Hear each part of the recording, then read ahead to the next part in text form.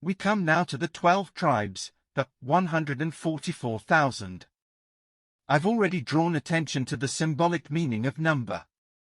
10 has been described as the number of completeness, of perfection.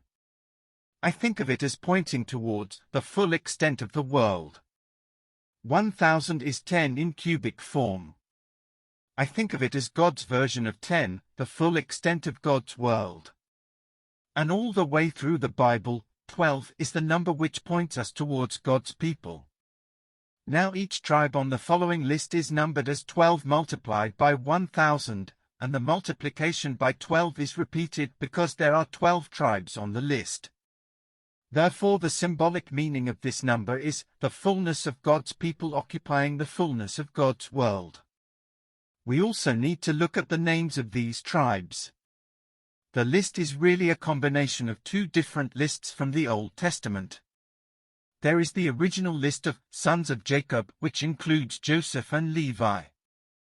Then there is the traditional list of 12 tribes, which omits Levi in order to make room for the division of the house of Joseph. The list in this chapter slightly differs from both. Ever since the Middle Ages, people have been struck by the omission of Dan. However, we should be focusing on the names rather than the tribes. Close examination of the list shows that the names of Ephraim and Dan have dropped out, and the names of Joseph and Levi have been reinstated. Ephraim and Dan were the locations of the two golden calves established by Jeroboam after the break with Jerusalem. Joseph is famous for rejecting the advances of an adulterous woman. In the person of Phinehas, Levi was outstandingly loyal in the affair at Shittim. Behold, I give to him my covenant of peace.